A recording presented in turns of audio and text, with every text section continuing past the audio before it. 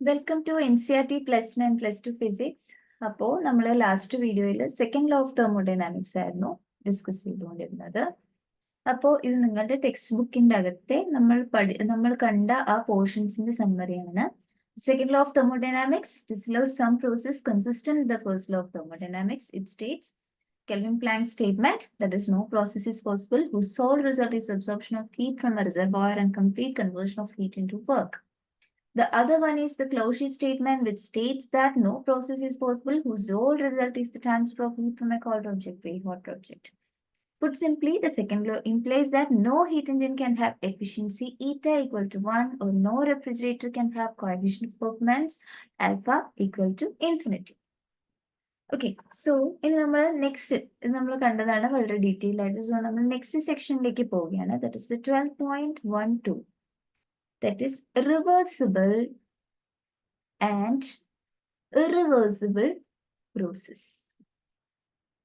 Reversible and irreversible process. അപ്പോൾ തെർമോഡൈനാമിക്സിലെ ഒരു key concept ആണ് ഇറിവേഴ്സിബിൾ പ്രോസസ്, ഇറിവേഴ്സിബിൾ പ്രോസസ് എന്നൊക്കെ പറയുന്നത്. ഓക്കെ, ഇപ്പൊ ഏതെങ്കിലും ഒരു തെർമോഡൈനാമിക് സ്റ്റേറ്റ് എന്ന് പറയുന്നത് അതിന്റെ ഇനീഷ്യൽ സ്റ്റേറ്റിൽ നിന്നും അത് അതിന്റെ ഫൈനൽ സ്റ്റേറ്റിലേക്ക് എത്തുമ്പോൾ സപ്പോസ് അതൊരു Q amount of heat absorb ചെയ്തു സറൗണ്ടിങ്സിൽ നിന്ന്, എന്നിട്ട് ആ സിസ്റ്റം വർക്ക് ചെയ്തു. അങ്ങനെ എന്ത് ചെയ്തു, ഇനീഷ്യൽ സ്റ്റേറ്റിന് ഫൈനൽ സ്റ്റേറ്റിലേക്ക് എത്തി. അങ്ങനെ ഒരു ഹീറ്റ് അബ്സോർപ്ഷൻ ഒക്കെ നമ്മൾ പ്രോസസ്സ് കഴിഞ്ഞു ഫൈനൽ സ്റ്റേറ്റിലേക്ക് അത് എത്തി. അങ്ങനെയാണെങ്കിൽ നമുക്ക് ഈ ഫൈനൽ സ്റ്റേറ്റിൽ ഇപ്പൊ ഈ ഫൈനൽ സ്റ്റേറ്റിൽ എന്തോ ഒരു ഫൈനൽ ചേഞ്ച് വന്നു, ആ സിസ്റ്റത്തിന് ഹീറ്റ് ഒക്കെ അബ്സോർബ് ചെയ്ത് അത് എത്തിയിരിക്കുകയാണ് ഈ ഫൈനൽ സ്റ്റേറ്റിലേക്ക്. അങ്ങനെയാണെങ്കിൽ തിരിച്ച് ഇവിടെ നമുക്ക് എഫിന്ന് ഈ ഐയിലേക്ക് റിവേഴ്സ് ചെയ്യാൻ സാധിക്കുമോ? അപ്പൊ ഇവിടെ ഈ റിവേഴ്സിബിൾ എന്ന് പറഞ്ഞ് ഉദ്ദേശിക്കുന്നത് ജസ്റ്റ് സിസ്റ്റത്തിന്റെ റിവേഴ്സിബിലിറ്റി മാത്രമല്ല. റിവേഴ്സിബിൾ മീൻസ് സിസ്റ്റവും സറൗണ്ടിങ്സും ഒരുപോലെ അതിന്റെ ഇനീഷ്യൽ സ്റ്റേറ്റിലേക്ക് റെസ്റ്റോർ ചെയ്യണം. അത് ഇനീഷ്യൽ സ്റ്റേറ്റിൽ സിസ്റ്റം ഈ പ്ലസ് ക്യൂ എന്ന് പറഞ്ഞ ഈ എമൗണ്ട് ഓഫ് ഹീറ്റ് അബ്സോർബ് ചെയ്യുന്നതിന് മുന്നേ സറൗണ്ടിങ്സ് എങ്ങനെയാണോ വരുന്നത് അതേ കണ്ടീഷൻസിൽ സറൗണ്ടിങ്സും ഇരിക്കണം, അതേ കണ്ടീഷൻസിൽ സിസ്റ്റവും ഇരിക്കണം. അങ്ങനെ ആ തരത്തിൽ ഈ ഫൈനൽ പ്രോസസ്സിൽ നിന്നും ഈ ഇനീഷ്യൽ സ്റ്റേറ്റിലേക്ക് ഇതിനെ ആ പ്രോസസ്സിനെ തിരിച്ച് റിവേഴ്സ് ചെയ്യിപ്പിക്കാൻ പറ്റുമോ എന്നുള്ളതാണ്. അതാണ് നമ്മുടെ ക്വസ്റ്റ്യൻ, ഇസ് ഇറ്റ് റിവേഴ്സിബിൾ? അപ്പൊ അതിന്റെ ആൻസർ എന്ന് പറയുന്നത് നോ എന്നുള്ളത് തന്നെയാണ് അതിന്റെ ആൻസർ. കാര്യം എക്സ്പീരിയൻസിൽ നിന്ന് മനസ്സിലായ കാര്യം, ഈ നേച്ചറിലെ എല്ലാ പ്രോസസ്സും എല്ലാ പ്രോസസ്സും തന്നെ റിവേഴ്സിബിൾ ആണ്. ഓക്കെ, അത് നേച്ചറിൽ നടക്കുന്ന സ്പോണ്ടേനിയസ് ആയിട്ടുള്ള പ്രോസസ്സുകൾ. Spontaneous means like this possible ആയിട്ടുള്ള പെട്ടെന്ന് നടക്കുന്ന എല്ലാ പ്രോസസ്സുകളും എന്താണ്, ഇറിവേഴ്സിബിൾ ആണ് നേച്ചറിൽ. അതാണ് നമ്മൾ നേച്ചറിൽ നിന്നുള്ള നമുക്കുള്ള എക്സ്പീരിയൻസ്. ഓക്കെ, ഇപ്പൊ നിങ്ങൾ ചിന്തിക്കുകയാണെങ്കിൽ ഇപ്പൊ ഒരു ഓവനിൽ ഒരു വെസൽ വെക്കാന്ന് വിചാരിക്കാം. അപ്പൊ ആ വെസലിന്റെ താഴത്തെ ഭാഗം എന്ന് പറയുന്നത് ചൂടാവും. ഓക്കെ, ഓവനിൽ വെച്ച് കഴിയുമ്പോൾ താഴത്തെ ബേസ് ആയിരിക്കും ചൂടാവുക. അപ്പം ആ ഓവനിൽ നിന്ന് ആ വെസൽ റിമൂവ് ചെയ്ത് കഴിയുമ്പോഴത്തേക്കും ഈ ബേസ് ഭാഗത്ത് നിന്ന് ബാക്കി സ്ഥലത്തേക്കും കൂടി ടെമ്പറേച്ചർ ട്രാൻസ്ഫർ ആവുകയും ഒരു യൂണിഫോം ടെമ്പറേച്ചറിൽ ഈ വെസൽ എത്തുകയും അത് കഴിഞ്ഞിട്ട് ഫൈനലി അത് സറൗണ്ടിങ്സുമായിട്ട് ഹീറ്റ് ട്രാൻസ്ഫറൻസ് നടന്ന് കൂളാവും. ഇതാണ് നോർമലി സംഭവിക്കുക. ഇതാണ് നേച്ചറിൽ നമ്മൾ കാണുന്നത്. ഈ പ്രോസസ്സ് നമുക്ക് ഒരിക്കലും റിവേഴ്സ് ചെയ്യാൻ പറ്റില്ല. അതായത് നമ്മൾ ഒരിക്കലും കാണാൻ പറ്റത്തില്ല അതിന്റെ ഏതെങ്കിലും ഒരു ഭാഗം പെട്ടെന്ന് തന്നെ കുറച്ചും കൂടെ കൂളായിട്ട് ആ ഹീറ്റ് അത് ആ ബേസിലേക്ക് ട്രാൻസ്ഫർ ചെയ്ത് പിന്നെയും തിരിച്ച് ആ ബേസ് കൂടുതൽ വാമപ്പ് ആവുന്നത് നമ്മൾ കണ്ടിട്ടേ ഇല്ല, അല്ലേ? ബിക്കോസ് അത് സെക്കൻഡ് ലോ ഓഫ് തെർമോഡൈനാമിക്സിനെ അപ്പൊ തന്നെ വയലേറ്റ് ചെയ്യും. നമ്മൾ സെക്കൻഡ് ലോ കണ്ടതാണ്. അങ്ങനെ പ്രോസസ് കൊണ്ട് ഒരിക്കലും നടക്കത്തില്ല. സോ ഇപ്പൊ നമ്മൾ ഓവനിൽ നിന്ന് ഒരു സാധനം എടുത്ത് പുറത്ത് വെച്ച് കഴിഞ്ഞാൽ കുറച്ച് കഴിയുമ്പോൾ അത് തണുക്കുകയുള്ളൂ, അല്ലാതെ വീണ്ടും ചൂടാക്കാൻ നമുക്ക് പറ്റത്തില്ല. അൺലെസ് നമ്മൾ വീണ്ടും എന്തെങ്കിലും ഹീറ്റപ്പ് ചെയ്യാതെ അത് ചൂടാക്കാൻ പറ്റില്ല. അത് ബൈ നേച്ചർ അത് കൂൾ ചെയ്യുള്ളൂ പതുക്കെ ഇരുന്ന്. അതുപോലെ തന്നെ ഫ്രീ എക്സ്പാൻഷൻ ഓഫ് ഗ്യാസ്, ഇത് ഒരു ഗ്യാസിന്റെ ഫ്രീ എക്സ്പാൻഷൻ ഇതെന്ന് പറയുന്നത് എന്താണ്? That is also another irreversible process. Okay, ഇപ്പം ഇങ്ങനെ ഒരു ഗ്യാസ് ആണെന്ന് വിചാരിക്കും. ഇപ്പൊ ഈ ഒരു കമ്പാർട്ട്മെന്റിൽ ഗ്യാസ് വെച്ചിരിക്കുകയാണ്. ദെൻ ഇൻ ദാറ്റ് കേസ് നമ്മൾ ഈ ഒരു പാർട്ടീഷൻ അവോയ്ഡ് ചെയ്യുകയാണെങ്കിൽ ഗ്യാസ് ഇവിടെ ഇപ്പം ഫുള്ളായിട്ട് എക്സ്പെൻഡ് ചെയ്യും.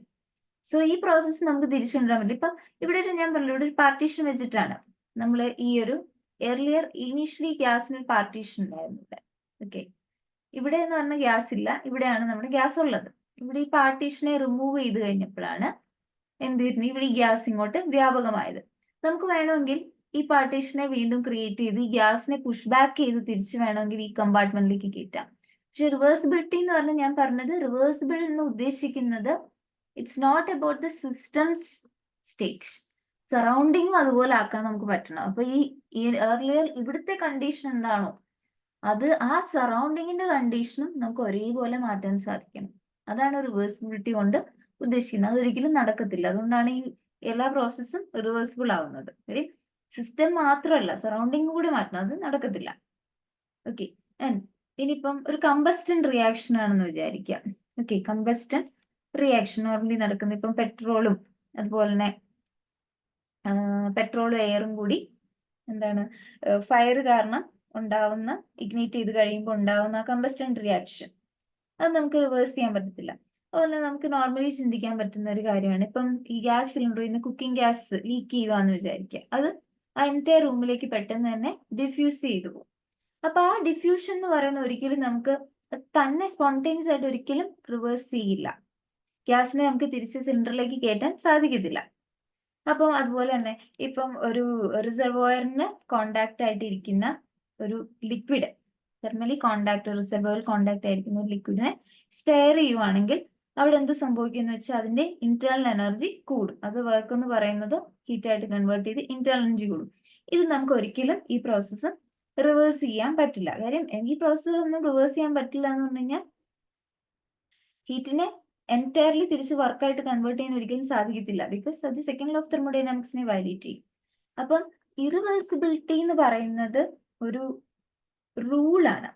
ഓക്കെ, ബിക്കോസ് അതെന്ന് പറഞ്ഞാൽ നേച്ചറിൽ എല്ലാം ഇറിവേഴ്സിബിൾ തന്നെയാണ്. അപ്പം ഈ ഇറിവേഴ്സിബിലിറ്റിയുടെ രണ്ട് കാരണങ്ങളാണ്. എന്തുകൊണ്ടാണ്? What causes irreversibility? Two causes of irreversibility ആണ്. എന്തുകൊണ്ടാണ് എല്ലാം ഇറിവേഴ്സിബിൾ ആവുന്നത്, ഒന്നിനും റിവേഴ്സ് ചെയ്യാൻ പറ്റാത്തത് എന്നുള്ളതിന്റെ കാരണം എന്താണെന്ന് വെച്ച് കഴിഞ്ഞാല്, ഫസ്റ്റ് കാരണം എന്താണെന്ന് വെച്ച് കഴിഞ്ഞാല് ഈ ഒരു പ്രോസസ്സിൽ ഇപ്പൊ എന്ത് പ്രോസസ് ആണെങ്കിലും അവിടെ നടക്കുന്നത്, ഇപ്പം ഫ്രീ എക്സ്പാൻഷൻ ഓഫ് ഗ്യാസ് അല്ലെങ്കിൽ നമ്മൾ പറഞ്ഞ പോലെ ഒരു കമ്പസ്റ്റൻ റിയാക്ഷൻ, ഇവിടെ എല്ലാം സിസ്റ്റം പലതരത്തിലുള്ള നോൺ ഇക്വിലിബ്രിയം സ്റ്റേറ്റ്സിൽ പാസ് ആവുകയാണ്. അപ്പൊ അതിനെ തിരിച്ച് അത് നോൺ ഇക്വിലിബ്രിയം, അത് നമുക്കൊരു തെർമോഡൈനാമിക് സ്റ്റേറ്റിനെ ഡിഫൈൻ ചെയ്യാൻ വേണ്ടിയിട്ട് എന്താണ് സ്പെസിഫൈ ചെയ്യുന്ന വേരിയബിൾസ് ചേഞ്ച് ആയിക്കൊണ്ടേയിരിക്കുകയാണ്. സോ അത് വളരെയധികം ചേഞ്ച് ആയിക്കൊണ്ടിരിക്കുന്നു ഫാസ്റ്റ് ആയിട്ട്. ആൻഡ് എന്താണ് അൺകൺട്രോളബിൾ ആയിട്ട് തന്നെ അതിങ്ങനെ ചേഞ്ച് ചെയ്തുകൊണ്ടിരിക്കുകയാണ്. അപ്പം അതുകൊണ്ട് തന്നെ അതിനെ തിരിച്ചു വെക്കുമ്പോൾ ആ ചേഞ്ച് കാര്യം എങ്ങനെ പല നോൺ ഇക്വിലിബ്രിയം സ്റ്റേറ്റിലൂടെ പാസ് ചെയ്യുന്ന ഒരു സിസ്റ്റത്തിനെ നമുക്കൊരിക്കലും തിരിച്ചെന്നാൽ വളരെ സ്ലോ ആയിട്ടാണൊക്കെ നടക്കുന്നതെങ്കിൽ എന്ത് സംഭവിക്കും? ഇപ്പൊ സ്ലോ പ്രോസസ് ആണെങ്കിൽ ആ ഓരോ വേരിയബിൾ ചേഞ്ചും എന്താണ് ഇക്വിലിബ്രിയത്തിലാണ് ഓരോ സമയത്തും. അങ്ങനെയൊക്കെയായിട്ട് സ്ലോ പ്രോസസ് ആണെങ്കിൽ പിന്നെയും പറ്റും. അല്ലാത്ത തരത്തിലൊരു നോൺ ഇക്വിലിബ്രിയം സ്റ്റേറ്റ്സിലൂടെ പാസ് ചെയ്ത് പോകുന്ന ഒരു സാധനമാണെങ്കിൽ തിരിച്ചു കൊണ്ടുവരാൻ പറ്റത്തില്ല. അപ്പൊ അതാണ് first reason. Many processes take the system to non equilibrium states. അതാണ് അതിന്റെ ഫസ്റ്റ് റീസൺ. ഓക്കെ, ഇനി രണ്ടാമത്തെ റീസൺ എന്ന് പറഞ്ഞു കഴിഞ്ഞാല് അത് പലതിൻ്റെ അകത്തും ഏത് പ്രോസസ്സ് എടുത്താലും അതിൽ ഒരുപക്ഷെ ഡിസിപ്പേറ്റീവ് ആയിട്ടുള്ള കുറേ എഫക്ട്സ് ഉണ്ടാവും. ഫ്രിക്ഷൻ ഉണ്ടാവാം, വിസ്കോസിറ്റി ഉണ്ടാവാം. അപ്പൊ അങ്ങനത്തെ കാര്യങ്ങൾ ഉണ്ടെങ്കിൽ എന്താണ് ആ ഡിസിപ്പേറ്റീവ് എഫക്ട്സ് ഉണ്ടെങ്കിൽ ഒരുപാട് എനർജി അങ്ങനെ നഷ്ടപ്പെടുവാണ്. അപ്പം അങ്ങനെ ഒരു പ്രോസസ്സ് നമുക്ക് ഉറപ്പായിട്ടും റിവേഴ്സ് ചെയ്യാൻ സാധിക്കത്തില്ല. ഓക്കെ, ഇപ്പൊ ഏതെങ്കിലും ഒരു മോഷനിലായിരിക്കുന്ന ഒരു ബോഡി പെട്ടെന്ന് സ്റ്റോപ്പ് ചെയ്യാന്ന് വിചാരിക്കാം. അപ്പൊ എന്ത് സംഭവിക്കും? അതിന്റെ മെക്കാനിക്കൽ എനർജി എന്ന് പറയുന്നത് അതിന് ഹീറ്റായിട്ട് ആ ഫ്ലോറിലേക്കും ആ ബോഡിയിലേക്കും ഒക്കെ പോയിക്കൊണ്ടിരിക്കുകയാണ്. ഓക്കെ, ഹീറ്റായിട്ടും ഓക്കെ അത് ഡിസിപ്പേറ്റീവ് ആണ്. അപ്പൊ അതിനെ നമുക്ക് തിരിച്ചു കൊണ്ടുവരാൻ സാധിക്കത്തില്ല. ഇപ്പം ഒരു ലിക്വിഡിന്റെ അകത്ത് ഒരു റൊട്ടേറ്റിംഗ് ബ്ലേഡ് ഉണ്ടെന്ന് വിചാരിക്കും. ഫൈനലി അതിന്റെ ലിക്വിഡിന്റെ വിസ്കോസിറ്റി കാരണം അത് നിന്ന് പോകും. ദാറ്റ് മീൻസ് ആ ബ്ലേഡിന്റെ മെക്കാനിക്കൽ എനർജി എന്ന് പറയുന്നത് ആ ലിക്വിഡിലേക്ക് എത്തി അതിന്റെ ഇന്റേണൽ എനർജി കൂടുവാണ് ലിക്വിഡിന്റെ. സോ ഇവിടെ എല്ലാം എന്താ പറയുക, നമ്മുടെ ഈ അങ്ങനെ നഷ്ടപ്പെട്ടു പോകുന്നത് ഡിസിപ്പേറ്റീവ് എഫക്ട്സ് ഉണ്ടെങ്കിൽ ഒരു കാരണവശാലും നമുക്ക് പിന്നെ എന്താണ് അതിനെ തിരിച്ച് കൊണ്ടുവരാൻ സാധിക്കില്ല. So dissipative effects present. അപ്പം അതാണ് രണ്ടാമത്തെ കാര്യം. Okay, present in the process. അപ്പൊ ഇതാണ് ഇതിനെ എലിമിനേറ്റ് ചെയ്യാൻ ഈ ഡിസിപ്പേറ്റീവ് ഇഫക്ട്സ് എന്ന് പറഞ്ഞാൽ എല്ലായിടത്തും ഉണ്ട്. അതിനെ നമുക്ക് എലിമിനേറ്റ് ചെയ്യാൻ സാധിക്കത്തില്ല, മിനിമൈസ് ചെയ്യാനേ സാധിക്കത്തുള്ളൂ. അതുകൊണ്ട് തന്നെ എന്താണ് റിവേഴ്സിബിലിറ്റി വരും. അപ്പൊ ഒരു തെർമോഡൈനാമിക് പ്രോസസ്സ്, അത് ഒരു ഇനീഷ്യൽ സ്റ്റേറ്റിൽ നിന്ന് ഫൈനൽ സ്റ്റേറ്റിലേക്ക് പോകുന്ന ഒരു തെർമോഡൈനാമിക് പ്രോസസ്സ് റിവേഴ്സിബിൾ ആവണമെങ്കിൽ അതിന്റെ അർത്ഥം ആ സിസ്റ്റവും അതുപോലെ തന്നെ സറൗണ്ടിങ്സും അതിന്റെ ഒറിജിനൽ സ്റ്റേറ്റിലേക്ക്, ഒരു ചേഞ്ചും യൂണിവേഴ്സ് ഇല്ലാതെ അതിന്റെ ഒറിജിനൽ സ്റ്റേറ്റിലേക്ക് തിരിച്ചു വരികയാണെങ്കിലാണ് നമ്മൾ പറയുന്നത് ഇറ്റ് ഈസ് റിവേഴ്സിബിൾ. പക്ഷെ ഇപ്പൊ നമുക്ക് ഈ മേലത്തെ ഈ ഡിസ്കഷൻസിൽ നിന്ന് തന്നെ നമുക്ക് മനസ്സിലായല്ലോ അതിൽ ഡിസിപ്പേറ്റീവ് ഇഫക്ട്സ് ഉണ്ട്. അപ്പം അങ്ങനെ ഒരു റിവേഴ്സിബിലിറ്റി എന്ന് പറയുന്ന കാര്യം കൊണ്ടുവരാൻ സാധിക്കത്തില്ല, എല്ലാം ഇറിവേഴ്സിബിൾ ആണ്. അപ്പം റിവേഴ്സിബിൾ പ്രോസസ് എന്ന് പറയുന്നത് ഒരു ഐഡിയലൈസ്ഡ് പിക്ചർ ആണ്. ഓക്കെ, അതൊരു ഐഡിയൽ പിക്ചർ ആണ്, ഏറ്റവും ഐഡിയലൈസ്ഡ് ആയിട്ടുള്ള ഒരു പിക്ചർ മാത്രമേ ഉള്ളൂ. പിന്നെ ഒരു പ്രോസസ്സിനെ നമുക്ക് റിവേഴ്സിബിൾ ആക്കണമെങ്കിൽ അത് ക്വാസി സ്റ്റാറ്റിക് ആയിരിക്കണം. ക്വാസി സ്റ്റാറ്റിക് ആണെങ്കിൽ, പ്രോസസ്സ് ക്വാസി സ്റ്റാറ്റിക് ആണെങ്കിൽ ദെൻ ഇറ്റ് ഇസ് റിവേഴ്സിബിൾ. കാര്യം എന്താണെന്ന് വെച്ച് കഴിഞ്ഞാൽ എന്താണ്, ക്വാസി സ്റ്റാറ്റിക് മീൻസ് സറൗണ്ടിങ്സുമായിട്ട് ഓരോ സ്റ്റേജിലും സിസ്റ്റം ഇക്വിലിബ്രിയത്തിലാണ്. അതുപോലെ തന്നെ ക്വാസി സ്റ്റാറ്റിക്കും and no dissipative effects present.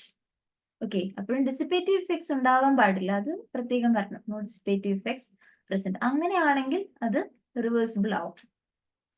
Okay, ഇപ്പം ഒരു quasi static isothermal expansion, ideal ഗ്യാസിന്റെ ഒരു ക്വാസി സ്റ്റാറ്റിക് ഐസോതെർമൽ എക്സ്പാൻഷൻ, അപ്പോൾ അവിടെ ആ ഐസോതെർമൽ എക്സ്പാൻഷൻ നടത്തുമ്പോൾ അവിടുത്തെ ഉണ്ടാവുന്ന ആ ഒരു മൂവബിൾ പിസ്റ്റൺ ഫ്രിക്ഷൻലെസ്സും ആണെന്ന് വിചാരിക്കുക. അങ്ങനെയാണെങ്കിൽ അതൊരു റിവേഴ്സിബിൾ പ്രോസസ് ആണെന്ന് പറയാം.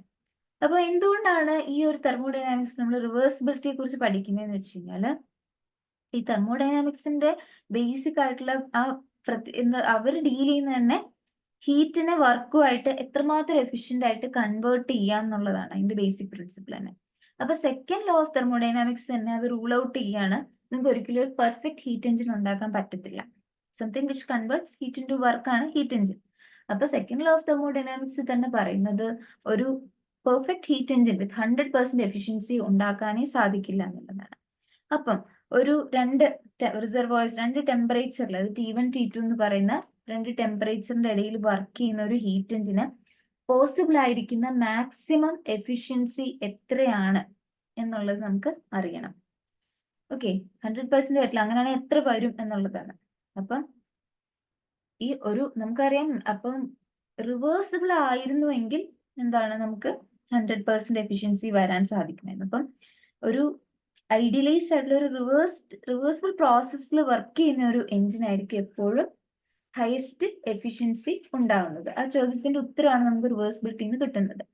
അപ്പം ഏതെങ്കിലും തരത്തിലുള്ള ഇറിവേഴ്സിബിലിറ്റി ഉണ്ടെങ്കിൽ, ഇപ്പം നമുക്കറിയാം പ്രാക്ടിക്കൽ ആയിട്ടുള്ള എല്ലാ എഞ്ചിൻസും ഇറിവേഴ്സിബിലിറ്റി ഉണ്ട്, ബിക്കോസ് ഡിസിപ്പേറ്റീവ് ഇഫക്ട്സ് ഉണ്ട്, അത് ഫാസ്റ്റ് ആയിരിക്കും.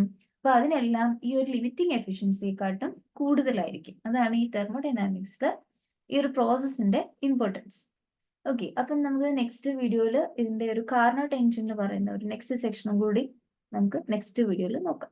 Okay, so thank you.